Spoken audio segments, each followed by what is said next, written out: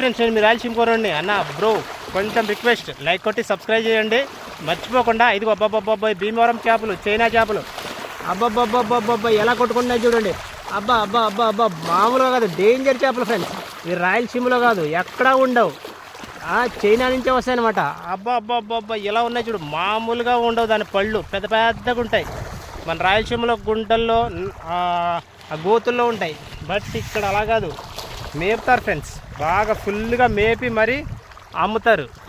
ఇక్కడంతా అంతే, భీమవరం, నరసాపురం, పాలకొల్లు, ఆచంట, తణుకు, అదన్ని ప్లేస్లో నా వీడియో వస్తే ప్లీజ్ చిన్న రిక్వెస్ట్, లైక్ అండ్ సబ్స్క్రైబ్. ఎంతోమంది వీడియోలు చూస్తుంటారు, అందులో నా ఒక వీడియో అనుకోండి.